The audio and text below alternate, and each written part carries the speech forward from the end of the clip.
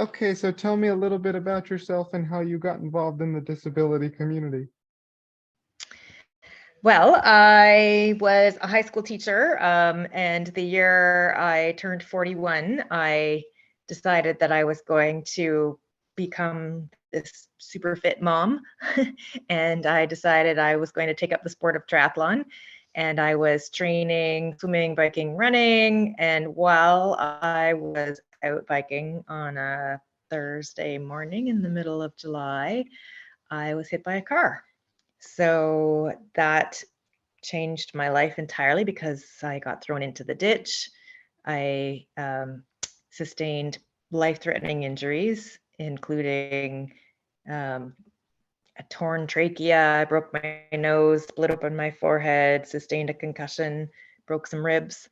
But the lasting damage was what happened to my spine, and I sustained two vertebrae that fractured, and one of those vertebrae, my T4 vertebrae, shot a bone fragment into my spinal cord, and I sustained a spinal cord injury, and that is permanent. So I have paralysis from the chest down, and as a result of that, I use a manual wheelchair. So that is my that is my life-changing moment. That is something that happens once a year, or sorry, once every day in Ontario, in my province here. Somebody sustains a spinal cord injury. So it's not a very common injury, but it when it does occur, it is completely life-changing. So that's how I joined the disability community. And I like to tell people that you will have a disability. You just might not know what that disability is yet. At some point in your life, 100% of people will experience disability, permanent or temporary, major, minor. It will happen to everybody. Mm-hmm. Yeah, so that's an inspiring story.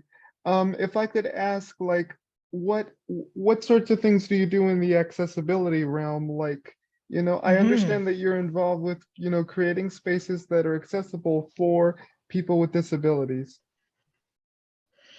So I started out just talking about my experience of living with a disability and being a wheelchair user. And I was writing for my local newspaper. I was offering to support people in my community in the development of a new space. We had a family that was building a business, a craft brewery.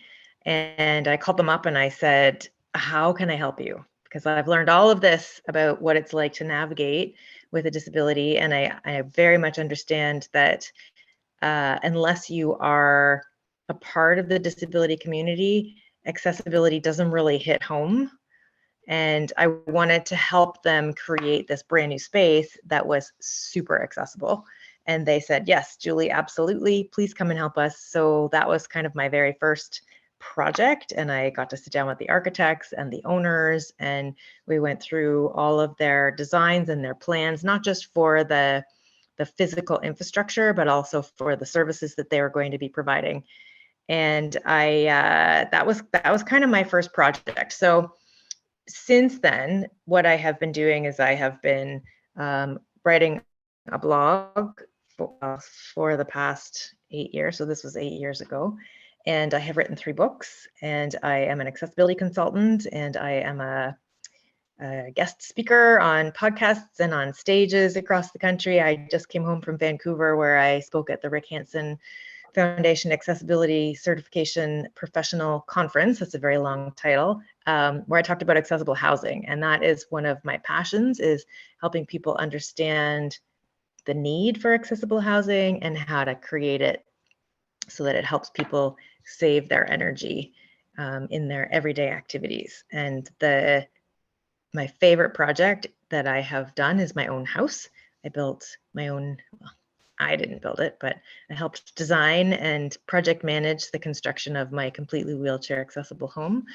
And then I wrote a book about that. That's my book called Build Your Space. I have a copy that I can show your listeners right here. And it's the stories of all of the sort of the process that we went through of making decisions to create this home to really work for me and for my family.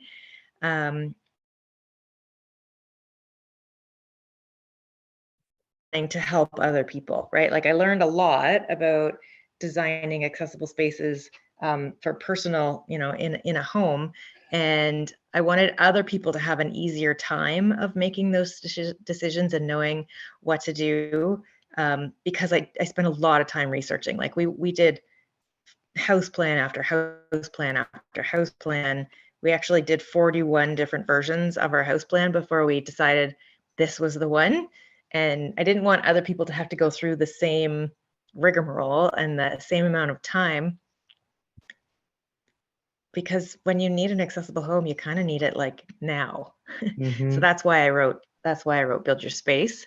And then after that, I published Roadmap to Recovery, which is a focused book for people who have sustained a spinal cord injury. So it's called Roadmap to Recovery, Finding Your Way Forward After Spinal Cord Injury. And I actually started writing that while I was still in the hospital, because I was learning so much about spinal cord injury. I didn't know anything. Even though I was a biology teacher, I thought I knew a lot about the human body. But it turns out you don't know anything about spinal cord injury until you're in it. And I wanted other people to have an easier path of navigating the map of, occupational therapy and physiotherapy and the medical system and insurance and accessibility and, choosing a wheelchair and all of that kind of stuff that I knew nothing about until I needed to know.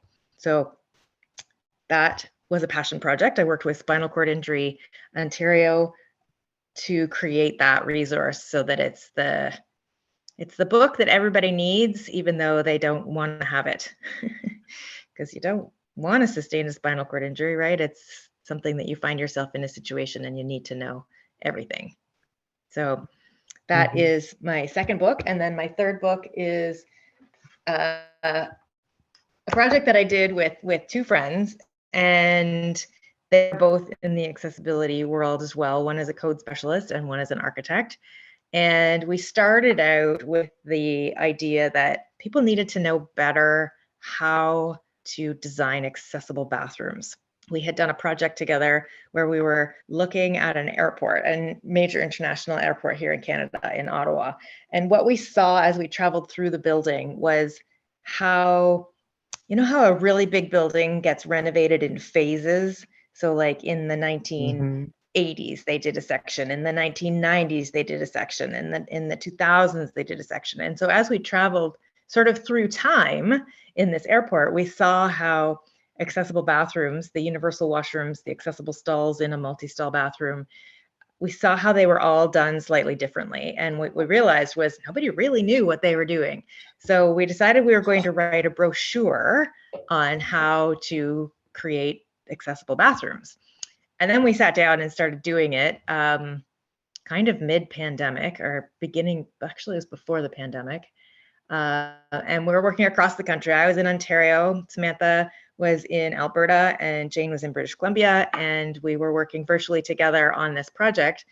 And we realized that it was going to be a heck of a lot longer than a brochure, and it became a book.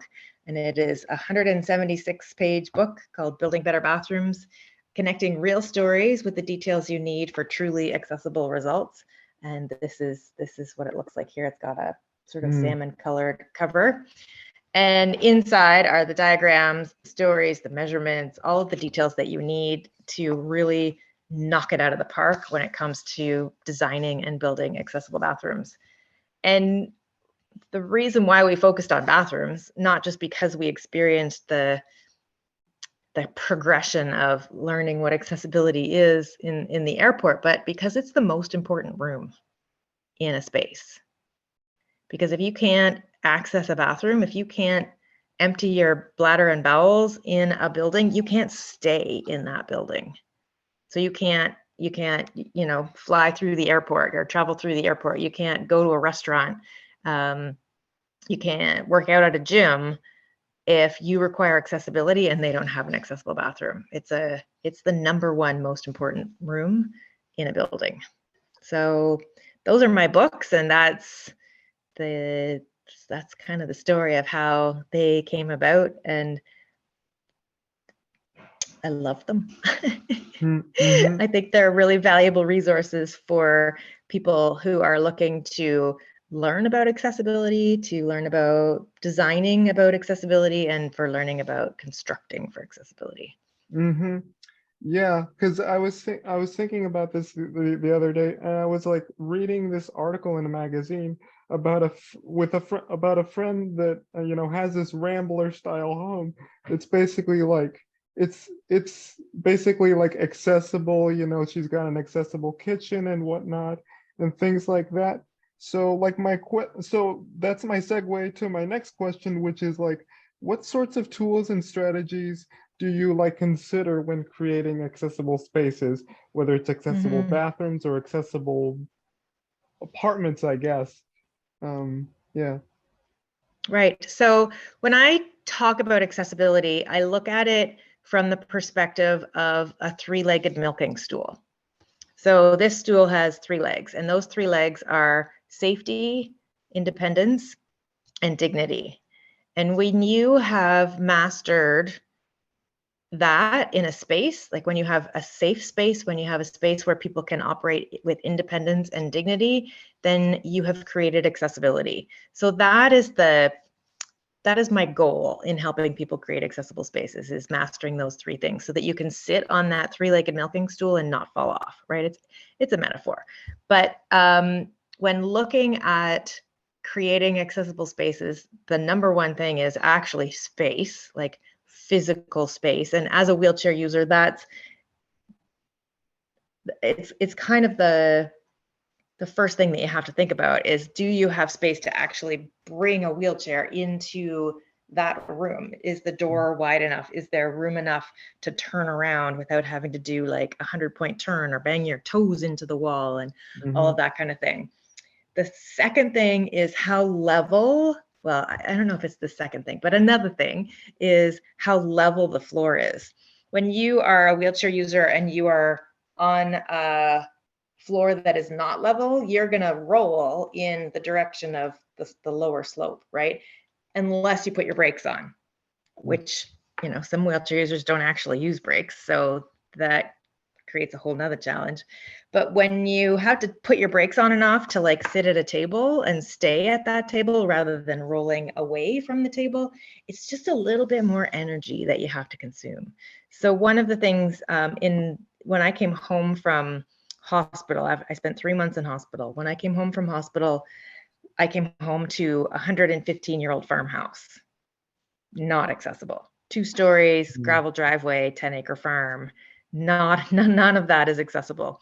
And I spent a lot of time putting my brakes on and off because the floors are not level. They're, you know, slopey just because of the nature, the age of the building and the construction techniques.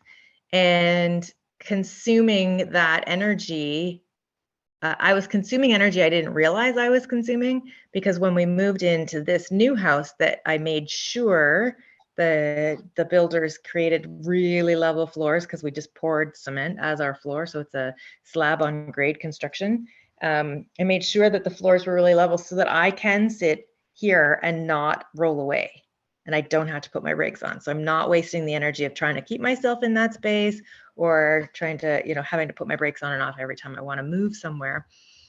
So space, levelness of floor. Then there's also like the actual surface that the floor is constructed of. So in a bathroom, you want to have a floor that has a lot of slip resistance, because when you put water on the floor, you're going to hydroplane, right? Just like you would driving a car on a wet road, wheels are going to hydroplane and slip on a surface. So that makes doing transfers like on and off a shower bench or shower chair or on and off the toilet, all of those kinds of things create the opportunity for that your mobility device to slide away from you while you're doing that, and obviously causes a safety issue. Proximity of things, like if you're talking about a kitchen, you want to have enough space to move around in the kitchen, but not that you have to travel long distances to get from your cooktop to the sink, for example, as a way of saving energy. It's all about energy. Yeah. Yeah, it's a lot of factors to take in. If I could just move on and ask, like, because you also work as an educator, is that separate from Mhm. your accessibility work, or is that like something totally different? Oh, they cannot be separated. So the education that I am doing is all about accessibility, and what I'm trying to uh, what I am working towards is helping the people who are doing the design and construction understand the why of accessibility. Like, we've got all sorts of codes and regulations and standards that designers and contractors have to follow, but they might not necessarily understand the why unless they have a person in their family or them themselves that requires accessibility. So we've got the design and construction people in my left hand, and then we have in my right hand the people who require accessibility. And there's this gap between those two groups of people. So I'm trying to bridge that gap and have the discussions with the design and construction industry from the perspective of disability so that they understand why a level floor is so important, for example, right? Or why color contrast between floor and wall helps a person with vision loss navigate through a space. And the work that I do isn't just from the perspective of being a wheelchair user. I just happen to be a wheelchair user, but I like to bring in stories and information from different types of disability into the education that I do for architects, for interior designers, for contractors, electricians. Anybody in the construction field has a role to play in helping a space become more accessible. I especially love working with people who are learning in the design and construction industry. So, maybe they're at college or university and that's something that they're thinking about going into, because when you, and you would understand this, because when you can't unsee it. When you learn about accessibility, you see it everywhere you go. When you learn that an angled grab bar is not helpful, everywhere you go, all you see are angled grab bars. And then you're like, oh gosh, that's not the best way to do a grab bar. You can't unsee it. Yeah.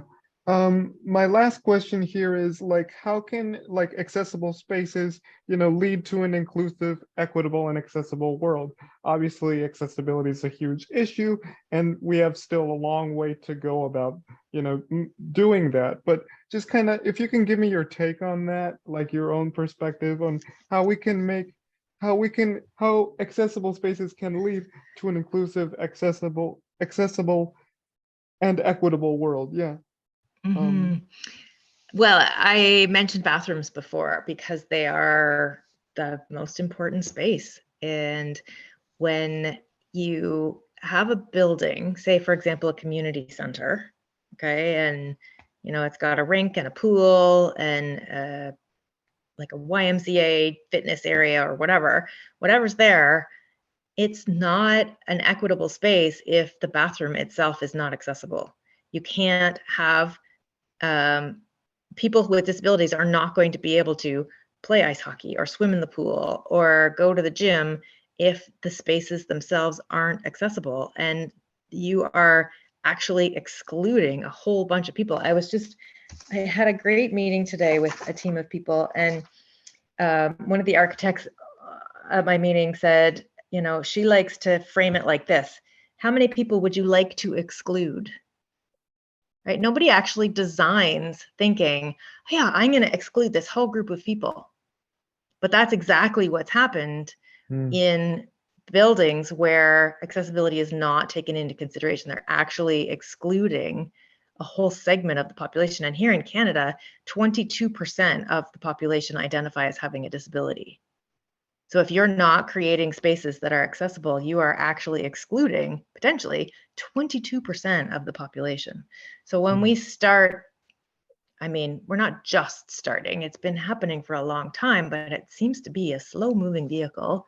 right? In terms of getting accessibility into the minds and the hearts of the people that are doing design and construction, building owners, building maintenance people. Everybody has a role to play. Everybody who's in charge of a space, whether they're building it or maintaining it, they all have a role to play in making it accessible. And that in itself will lead to inclusion, because people with disabilities will be able to participate and be included in whatever activities, whether it's a shopping mall or a restaurant or a school. Accessibility leads to inclusion. Yeah, important points there.